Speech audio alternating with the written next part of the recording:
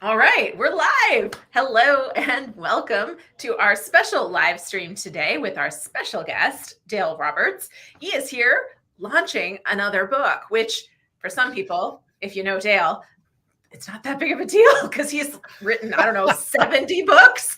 That's actually accurate. So, it's just another day when you launch a book when it's one of 70. But I am personally very excited about this book because if you've been watching booklaunchers.tv for very long, you know that whenever I need to meet somebody, my first call is Dale because he always knows everybody. And so if I call Dale and I go, "Hey, do you happen to know the guy that runs this company?" He goes, "Oh yeah, I just had a call with him last week. Let me introduce you." And That's accurate. no, it is. It's very accurate. We've had this conversation, I don't know how many times, but it's been a lot more than once. I can tell you that. So, anyways, so it's fantastic that you put out a book, Networking for Authors, which is what we're talking about today. But before I go too far, Dale, why don't you take a moment and just introduce yourself to those who have not yet had the privilege of meeting you? It's so funny that I swear, like, our channels almost just have so much crossover, but I sometimes take for granted that there are probably some people who've never seen or heard of me before. But I am Dale L. Roberts, as you shared before. I have been in the self-publishing industry for the past decade now. I left my full-time job as an activities director to pursue my life as an author. Little did I know that I would be on YouTube and growing this massive following, sharing what I've learned in the process. And it's just been fantastic. But yeah, she's not exaggerating. 70 titles in the last decade. Now, quite a bit of them were done in the first years. I've slowed down a bit, although now, yeah, it's it's a monthly basis again. For some reason, I decided, let's just jump back on that hamster wheel. Let's pump out some of these books. But I had started working on these books that right now the series is coming out. I started in late 2021. So a lot of people are like, "Oh, he probably had AI write it." I'm like, "No, talk to my editor. She'll tell you it's definitely not AI written. It sounds just like me." And I can't get AI to duplicate how I sound and all the mistakes that I make. But yeah, I kept stockpiling them and stockpiling them and stockpiling them. And then finally in 2023, I was like, I got to get these off of my hard drive and get them out into the world because it's doing absolutely no one any good by staying over on my computer. I wish more authors would realize that the book that's either up here or on their computer is not helping anyone. It's not helping them, and it's not helping the readers that could really use a book like this. And speaking of that, I'm going to drop your link here so people can start checking out your latest book, which is 4 of 12. So it says book 4 of 4, which I was asking him before we went live, confirming that this was not book 4 of 4. It is book 4 of a series of 12 books that are coming out, which I think is a great place for us to start before we talk about this particular book. Sure. Tell us about the whole series. What are we going to get if we grab all 12 books in this series? You are going to be literally getting everything that is in my brain from a decade of experience. That's all terrifying. In this series. Yeah, it's a lot. It's a lot.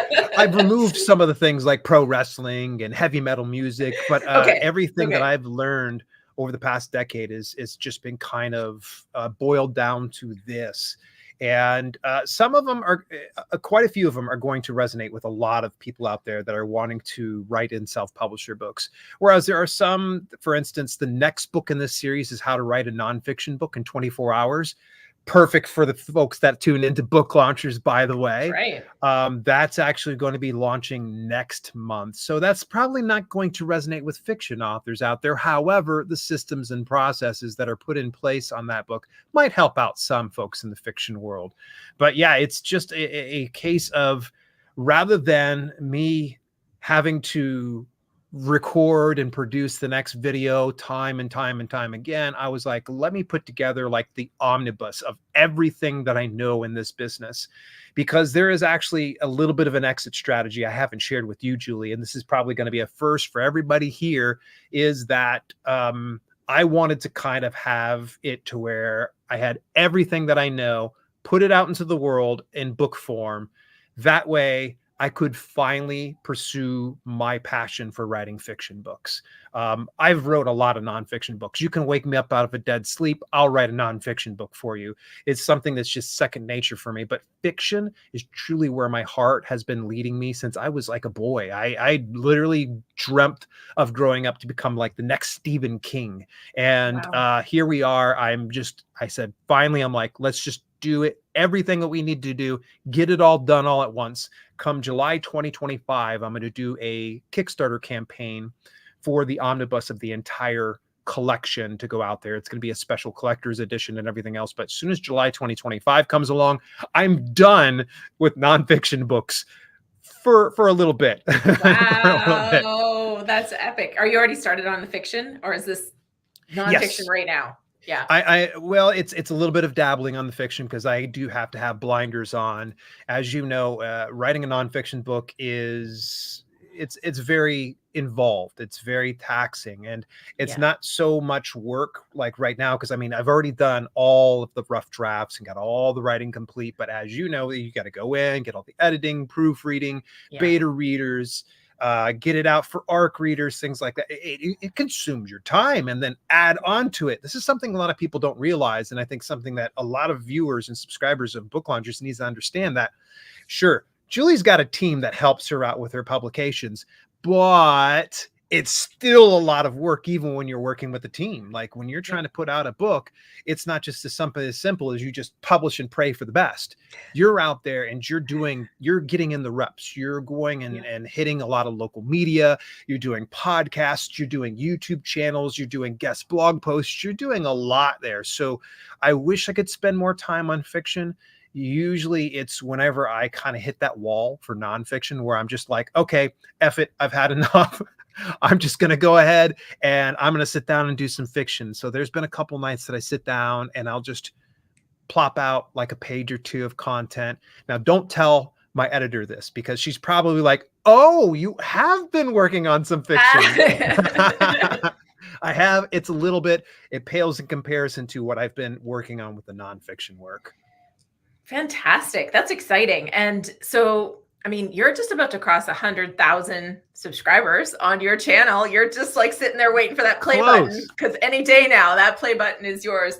So is that going to change what you do on your channel at all? Is it going to start shifting towards fiction content? Is your channel going to stay alive? Or are you going to get a spokesperson like Dave Chesson did? No spokesperson for me. I think with a channel name of Dale L. Roberts on it, it's going to be forever saddled on me. No, I plan on to continue sharing a lot more about the industry insights and intel that I get here on a regular basis that I can share with fiction or nonfiction authors.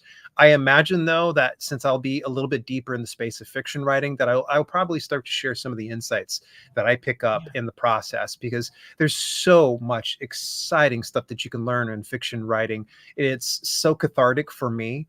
Nonfiction is cathartic, yes, but there's something different. There's a different itch that you scratch when you're writing fiction.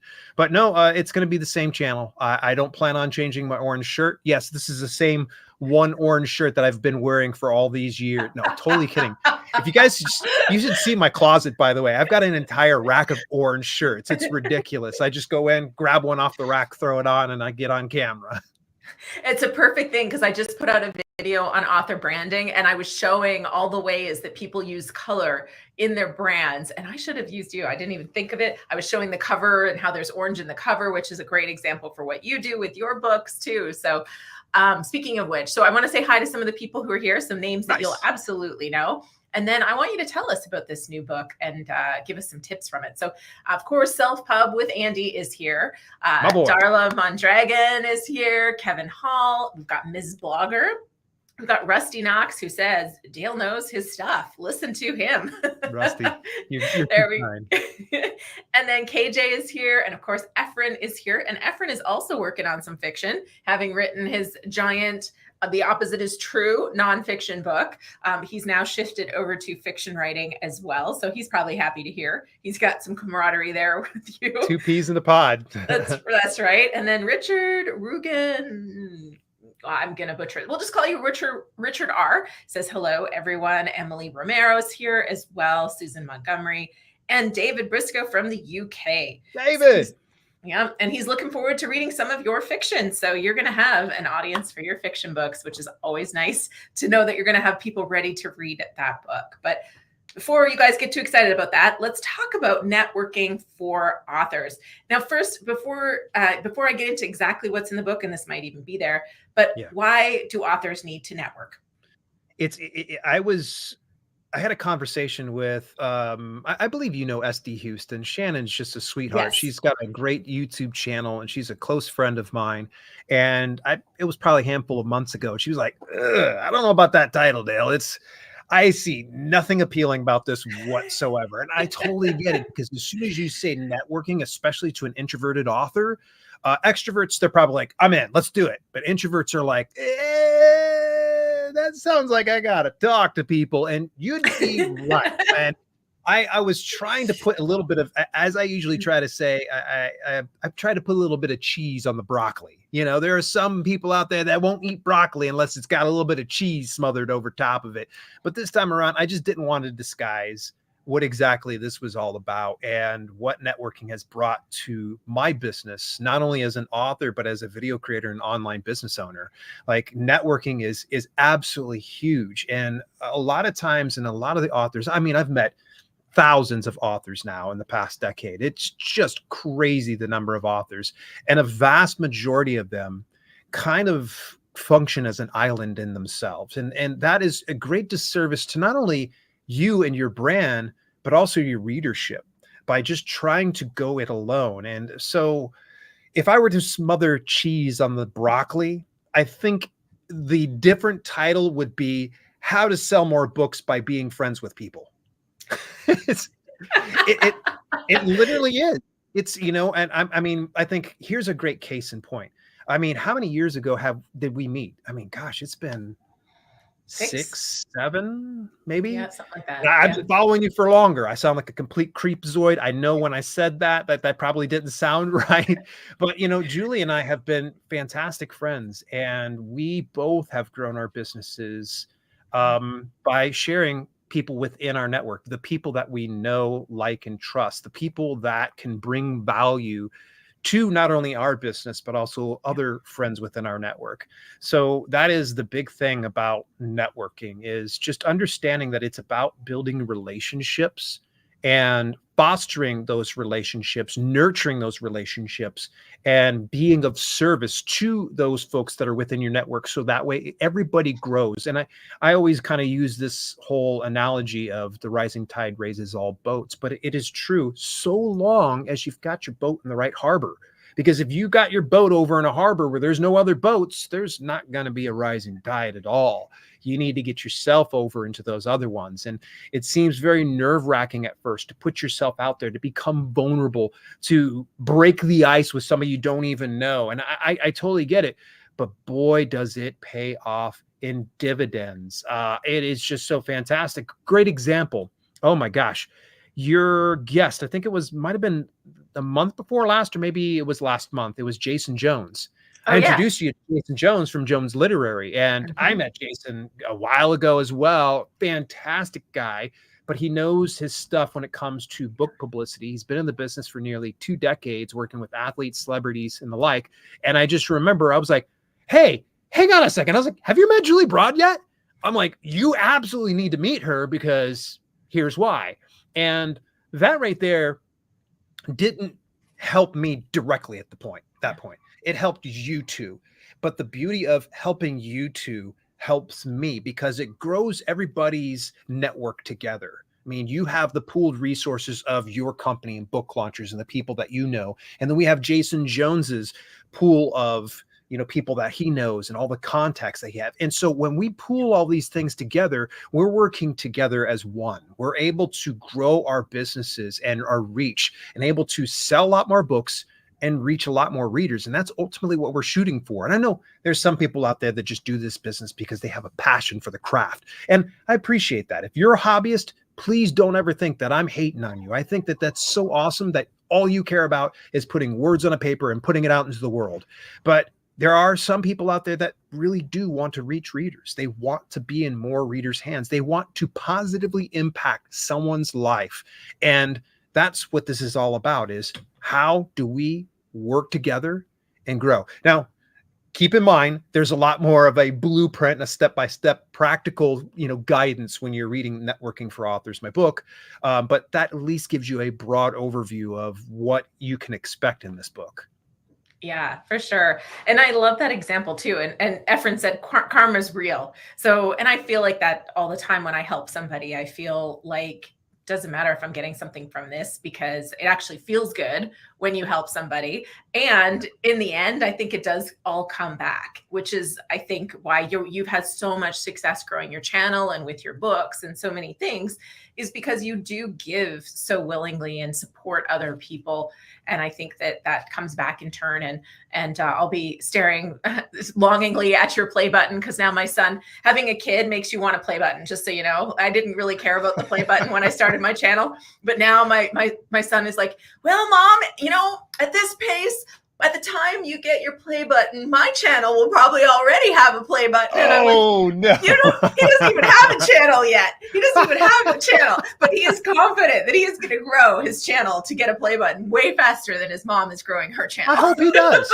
I hope he does. Yeah, it's success in the household is definitely success either way. But yeah, and that's, by the way, that's a good call to action here, folks. Julie's not going to say it, but if you aren't subscribed already, subscribe to Book Launchers. And I'm going to say this, and hopefully I won't embarrass you by saying this, but when I broke into the business in April 2016, there was this channel, this Book Launchers channel, and I studied all of the videos. It wasn't very many, but I studied all the videos. There was 5 then. That's it.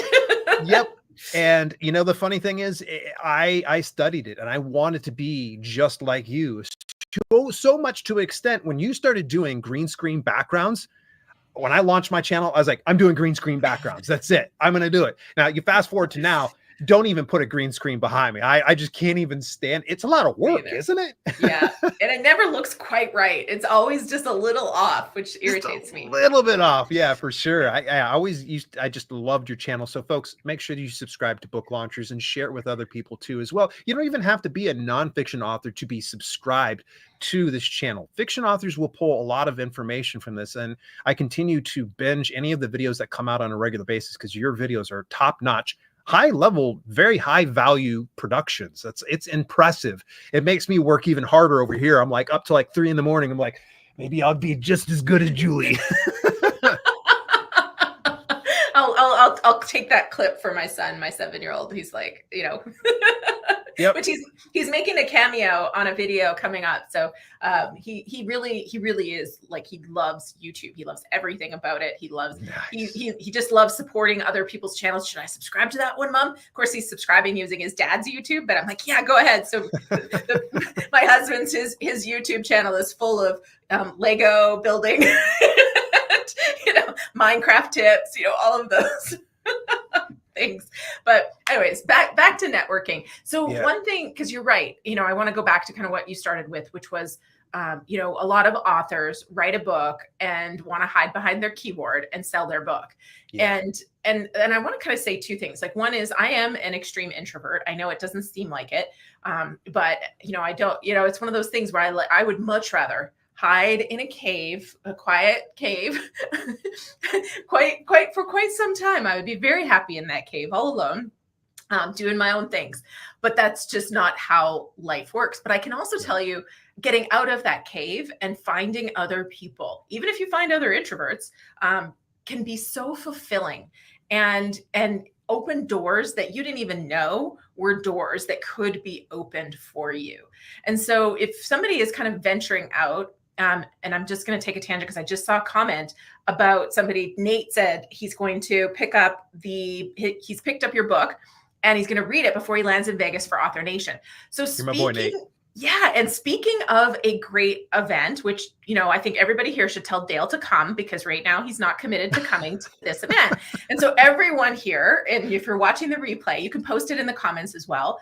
Tell Dale why he needs to be here. But to me, I think if you are not somebody who has done any networking before, well, Author Nation can be overwhelming. There's a lot of people. It's lot. also a lot of kindred spirits.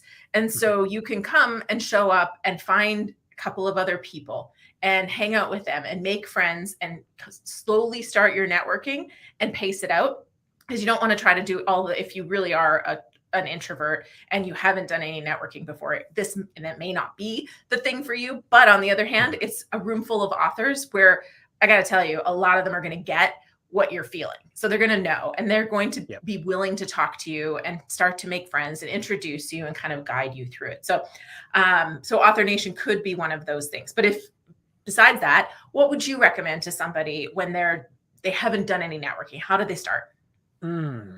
I would say probably go with the path of least resistance. There are a ton of online virtual conferences that you can probably attend first. That'll kind of remove a little bit of that anxiety that you would normally have. There are some that will have like Zoom sessions where people will network with each other. And other times they'll have Zoom sessions where you're just kind of listening to a speaker. You can shut off your mic, you can shut off your video. That's at least the first step in the right direction, and start to engage with people. Here's a great example. Right now, as we're live streaming, there are live viewers that are commenting right now. And hopefully these live viewers are noticing other people that are commenting. This is another way that you can kind of break the ice with somebody. In fact, let me go ahead and I'll make an introduction here with you guys right now. Nate Gillick is actually the marketing director over at Later Press. Great, fantastic website that you can get 100% royalty of your ebooks and such. Nate is fantastic. You guys need to have Nate inside your Rolodex. Being able to chat with Nate, he's a fantastic guy. I'm not sure if Nate's an introvert. He seems like he might be. But he is a prime example of just seeing a name that pops up there. And by the way, subscribe to his email newsletter. Fantastic read, really good. But look at those names, chat with them, show up on a regular basis. I know that Julie has at least one monthly stream every month. There we go. She has a monthly stream that you can tune in, and you're going to see a revolving cast of people and some regulars and such. Chat with them, the self-pubs with Andy, the Rusty Knoxes, the Efren Delgados. Get in there and just chat. That right there is going to take a little bit of that anxiety away that you would normally have from an in-person event.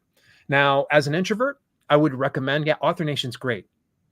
It can and will be very overwhelming. For me, when you and I were at 20 Books Vegas, I think I even shared it with you that when I got in there, I felt very overwhelmed, like so much so that I kind of freeze up. And it was funny because I got picked out by some people. They're like, "Oh my gosh, Dale, it's great." And I was just like, and I'm just like, just slowly just getting really nervous. So what I would say is you can look at an Author Nation. Please go for it if you think that you can be able to handle that large stimulation, if you will.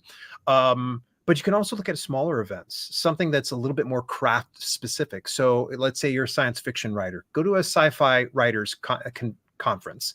If you're a horror writer, go to the Stoker Con for Horror Writers Association. There are so many more smaller like venues you can go into. Inkers Con, fantastic. It's run out of Dallas, Texas by Alessandra Torre. Great conference. When I went there and I actually spoke there a few years ago, it was just right. There was a couple hundred people. I didn't feel overwhelmed, and I felt like I kind of take it one bite at a time.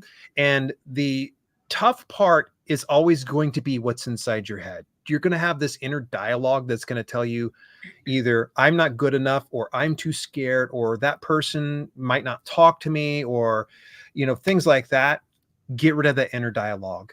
Make your icebreaker just as quick as possible. Someone sitting next to you, left or right, doesn't matter. Someone sitting across from you, break into that conversation, unless of course it's right in the middle of somebody's talk. Like definitely don't do that, but get it to where you just break the ice. And even something as simple as saying like, "Hey, I'm an introvert. I'm super nervous. I wanted to come here and meet some people. This bald-headed guy and this blonde woman, called the book broad, was telling me I needed to break the ice here. So this is my ice breaking."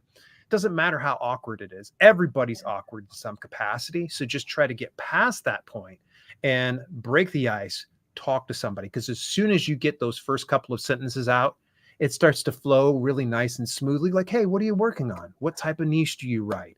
What books do you have out on the market? What kind of tips could you give to me for writing and promoting my stuff?" It just doesn't matter how you start it. Just get it started.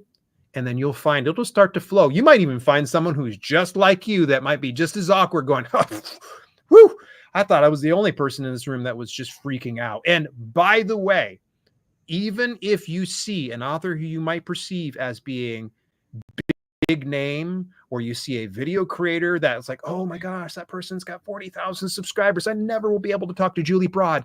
Believe it or not, they put their pants on one leg at a time, just like you do, or skirt in some instances. Just make sure that you don't let that be a hurdle. Go over and talk to them. Now, if you're a fan of them, don't make it weird. Don't be like, hey, I love your stuff, and I'm wearing your orange shirt every day, and I've got your phone number, going to call you. And, definitely don't make it weird.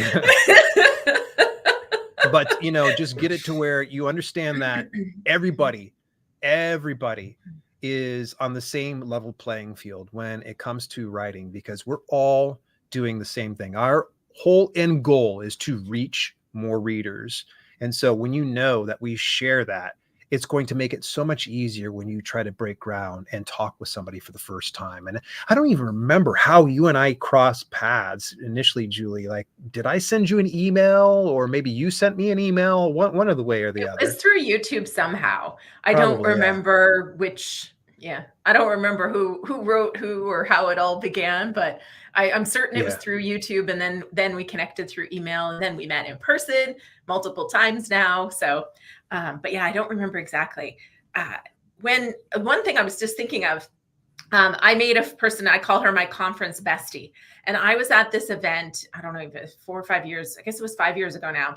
And I was super awkward. I didn't know anybody at this event. And it was a business related event. And I was there kind of with a very specific intent.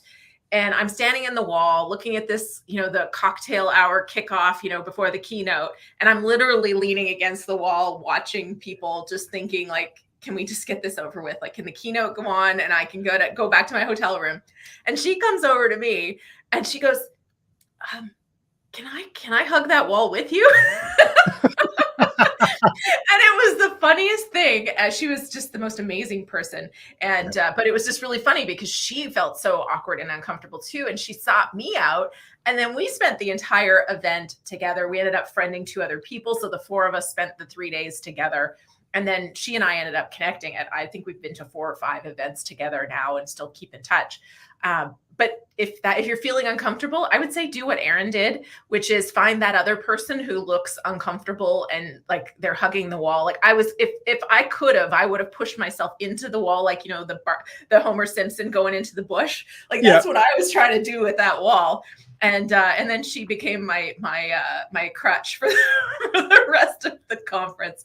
But that can be a great strategy too, is just find that person that's sitting alone or that's hiding against the wall and start a conversation. It really does help out. It's almost like a comfort blanket to have one additional person there that has your back. And so you start to feel a little bit better and a little bit more at ease. I bring my wife with me on some of the events, and unfortunately becomes a bit of a crutch for me because I'm like, well, my wife's here. I don't need to talk to anybody else, but don't get into that thing. And the other thing is, you brought up a good point. It's like, the keynote speaker's getting ready to talk. Let me just blend into this wallpaper until they get ready to start, their stuff. You go to conferences, folks, definitely go listen to the keynote speakers, go listen to the presentations, but don't feel like you're married to those things. I think the most invaluable part about any in-person conferences is the conversations you'll have in the hallway. I had blown up my YouTube business. Of course, a lot of support from viewers and folks like you, of course, Julie. But to a certain extent, it has a lot to do with the fact that I used to go to a lot of YouTube events, a lot of video creator events, and I started to network and speak with other YouTubers within the space. And so I started to kind of learn a little bit more about how to optimize my YouTube channel and make it better, make the videos better. How do I produce better results? And so surrounding myself in that environment of video creator conferences really changed my life. It's so many ways. I know so many really fantastic folks out there, from the Evan Carmichaels, where they got millions of subscribers, to the Dan Couriers, who's, about 80 or 90,000 subscribers. Fantastic folks from all realms, and never take any one person for granted, because they may not be a big deal right now, but they could be a big deal eventually. Or maybe they're just introverted and they haven't been able to break out of their shell. And now you've just discovered someone who's just fantastic and open up a treasure trove of possibilities in your author business. So yeah, I feel you on so many levels where it's, you just blend into that woodwork, and you want to just, it's my natural inclination sometimes too, where I'm like, I'm going to go up to my hotel room and do what? Like just lay and sleep, watch some TV. You can do that at home. Like you're at an in-person conference. Be as present as possible. Get as much out of that event as you can. And one of the best ways is to network in the hallways. That is so, so good. And if you find yourself like, okay, I'm not really sure, there's a bunch of people coming and going in the hallway. Who do I talk to initially? Go into one of the presentations. Eye up the people that are inside the crowd. And then as you're starting to leave, go for it. You see someone, go, hey, what'd you think about that talk? Boom, that's it. And you're going to start off that dialogue. Now, if someone doesn't want to talk to you, obviously you'll know by body language, but for the most part, usually someone's going to have something positive, negative, or something to add on to it. But you're asking someone of their opinion. People love sharing their opinions. There's your icebreaker. Boom. And you can go ahead and start that up and go, hey, you want to go grab a coffee? Let's go ahead and chat, talk it up about the business. I want to hear a little bit more about your books. Yeah. Fantastic. All right, folks, if anybody has questions for Dale, now's a great time to put those questions in. And speaking of a question, here is Butcher's Respawn. How do we go right for the heart of customers to get them to decide to buy our books, networking wise? Threats. Threats. You got. I was thinking bribes. You're going violence. I'm going candy. Let's find somewhere in the middle. How about we bribe, and if they don't follow through, the only reason why I'm saying a joke here, because Butcher, he's such a active part of our Discord community, and I kid folks. Please don't do violence. There is just this tight wire walk that you're going to need to do because you don't want to go into networking with the sole intent of, I want to sell books. So for instance, when I approached Julie about coming on and talking here on her channel and such, I wasn't like, I got a new book out, let's go promote it on your channel. What I did lead with first was so many years of just working with Julie, of building that know, like, and trust, and then also telling her of what value I could be to her audience. So it's always just a case of, when you're networking, people are going to know what you're all about. They're going to, you don't even have to say it, because if you've been of service to people within your network, they're going to automatically, they're going to be like, hey, this cyberpunk author, his name's Butcher, which actually I think his actual name's Carter Holland, but either way, this author Carter Holland, fantastic. He does some cyberpunk books. You have to go check it out. They become advocates for you. They become ambassadors of your brand because you've done so much goodwill that they're willing to go ahead and bend over backwards. So it's never anything that you have to directly do, but when you do need to pull on your network, do so with intention, do so with a strategy in mind. So let's say, for instance, I want, like, networking for authors was the only book that I put out right now. I would probably dig into my network, and sorry for the name drops, but I'm going to name drop them anyways. I'd get a hold of Julie Broad. I would do a Dave Chesson. I would get a hold of Mark Leslie Lefebvre. I'd get a hold of folks over at Drafted Digital. I get a hold of Marco Motino and Natasha Motino. I would get a hold of everybody that I know and say, hey, I've got this book. It would really mean the world to me if you could share it with your following. It would just absolutely make my day, and I would owe you big time. Now, when they come to collect on their favor, or if they're not even asking for a favor, let's say, for instance, Julie were to say, hey, Self-Publish and Succeed is getting ready to launch. I'm super excited about it. She won't even have to ask me. I'm just going to go ahead and promote that thing to the moon, because she's been of so much value to me that it would just be silly for me not to do it. Let me give you a good example. Now, this is not necessarily within the author business. Good friend of mine, Keith Wheeler. He actually runs a very successful YouTube channel called Keith Wheeler Books. Highly recommend you guys go check it out. Keith was getting ready to hit 10,000 subscribers. And I was super excited for him. Like, Keith is my boy. And I'm like, 10,000 subscribers is a very big milestone here on YouTube. Only, like, I think 1% of all channels ever make it past 10,000 subscribers. And so we were getting into that home stretch, and I was like, man, I want to see him hit 10,000 subscribers so badly.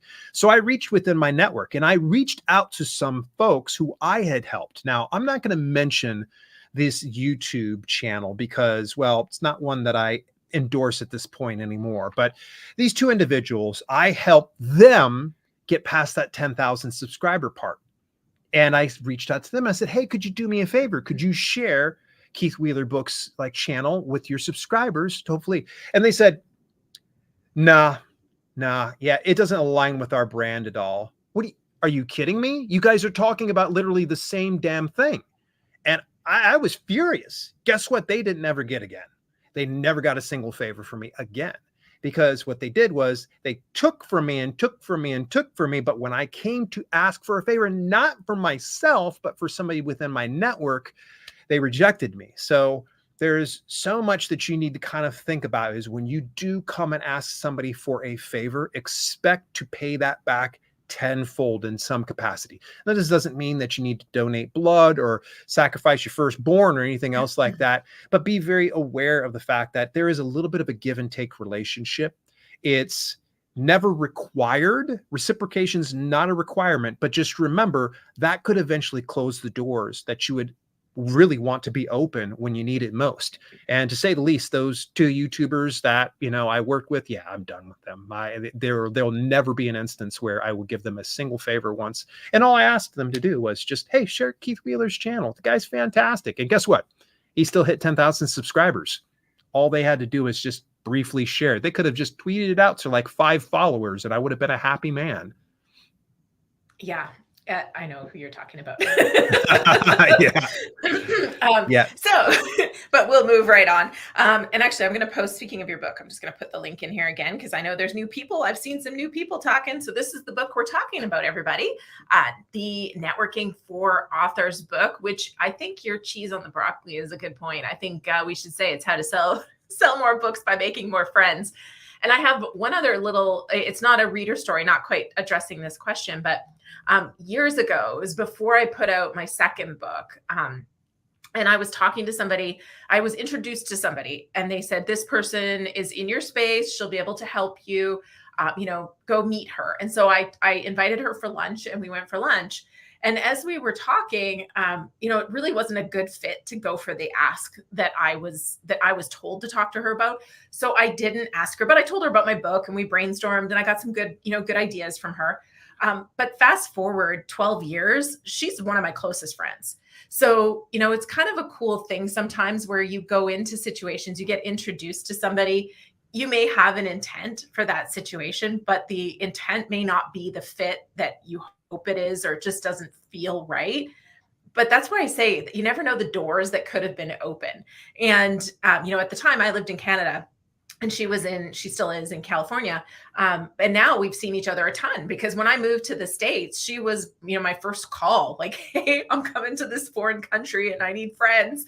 And she's not quite like that, but it's been a phenomenal situation. So I think networking is so underrated. And I think whenever you go into a situation, if you're going into it thinking this is what I need to get from this situation, if you're not fluid and flexible with that, I think it's going to become a story that Dale tells 2 years from now about why he doesn't help you anymore. But if you go into the situation going, hey, like, how can I help this person? How can I support? Can I create a great relationship? Right? Like, I kind of look at it not even as how do I serve somebody, but can we create a relationship of some kind? Because to me, a relationship, for it to work, is a give and take kind of thing. And that's what makes relationships great. Even if you're giving more than you're getting from it, that's still a good relationship. And somebody put something here. Where was it? Oh, cell phone with Anne. It works both ways, really. The takers need to take a hike. Well done. That's it. Bring back my book. I want to put that quote right inside there. Right? Isn't that good? All right. I got another couple questions for you before we wrap. So Gary said, what is your advice for networking when the subject that you write is a touchy subject? He writes for the firearms world, and that seems to shut down a lot of conversations. Look at where you at. Wherever you're speaking about that type of thing, chances are very likely you're probably in the wrong environment to talk about it. And I know there are a ton of people out there that are very pro firearms. It's just finding the right place. So yeah, it can be very touchy. But in the same instance, don't be afraid to be your authentic self. Don't be afraid to embrace that. And if somebody doesn't accept you for who you are and your beliefs, and you're probably not talking to the right person. There's going to be a number of people out there that absolutely shame and dislike self-publishing. So that conversation can probably come up at some point. Someone could be like, oh, self-publishing. And if I'm ever around, I'll be like, oh, well, that's their viewpoint. Chances are very likely this might not be the best relationship or the right time for me to mention what I'm all about. And that has happened a couple of times where I've had some, people talking about TradPub and they're like, oh, self-publishing, oh, that's horrible.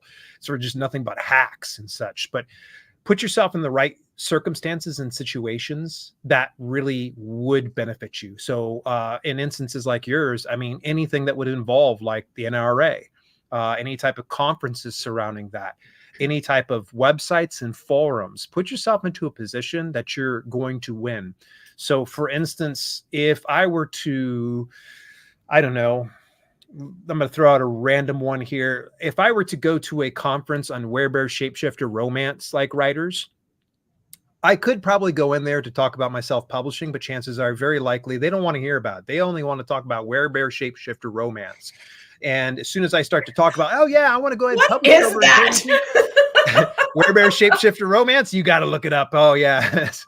It is a thing, believe it or not. And it actually used to be very popular. It's coming back, folks. You mark my word. Werebear Shapeshifter, but it's just kind of knowing when you're in the right room, and intuition's going to go a long way. I would say that my gut instinct is a lot better today than what it was 10 years ago when I came into the business, because now I'm able to know how to read the room and how to know when to talk about what and why as well. So yeah, if you ever find that, it's a touchy subject, then chances are you're probably in the wrong room.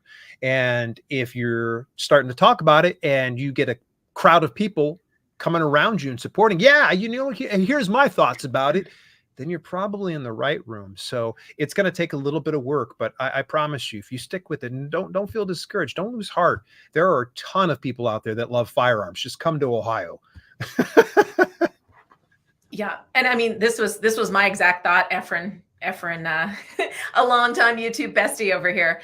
Your book is not for everyone, and exactly that. And if you try to make your book everyone by dulling down or toning down some of your viewpoints, it's going to be boring, and you're not going to find the readers who would advocate for you and support you and tell other people about you. So I completely agree with what you said, Dale. There was one other question here. I think we got sidetracked by the Werebear romance. Apparently, there's a lot of people reading some funky romance out there, people. So there's definitely a market. And we know where Dale is launching in his fiction when he starts writing fiction next year. I'm fully expecting some Werebear romance here. But besides, don't want to get distracted by that. Where was this? Oh, here's Susan's question. Here it is. Is the book specifically about networking with others in the industry, or info on networking with anyone for the purposes of our book projects too? Both. It's a lot more broadly encompassing. I know we just talked about your book can't be for everybody, but when it comes to networking, I really looked at it a 360-degree view of addressing not only the introverts, but also the extroverts, because extroverts is going to be dead simple for a lot of people. Like, hey, go talk to this person. Great. I'm going to go on over there.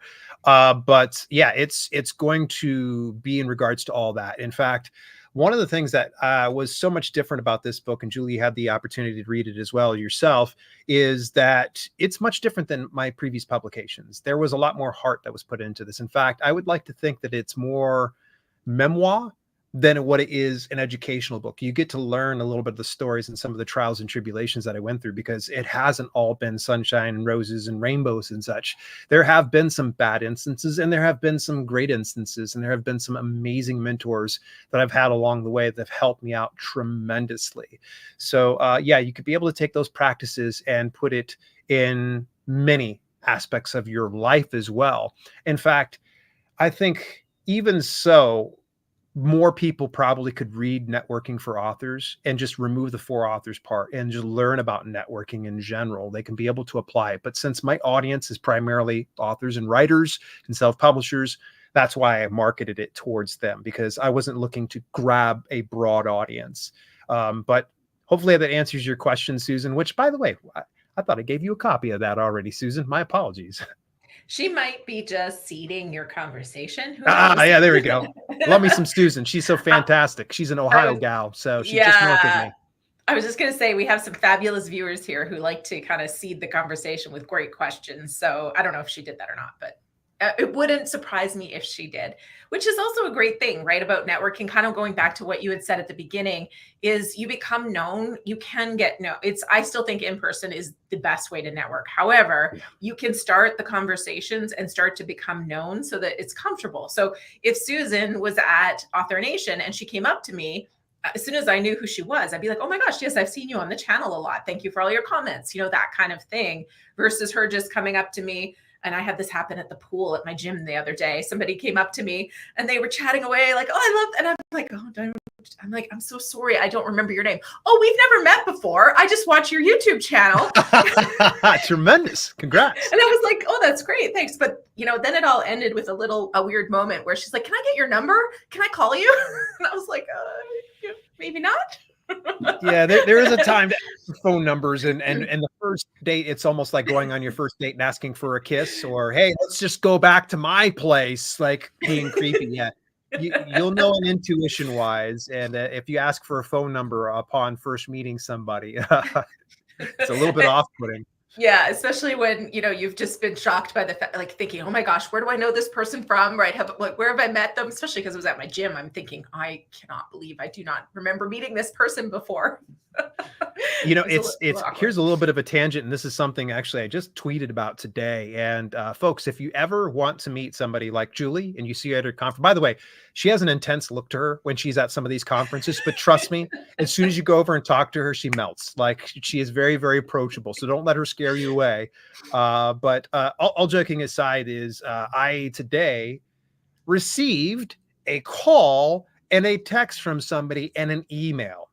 What is not okay is looking up a video creator's phone number and calling them directly. Now, if it's a business line, I totally understand it.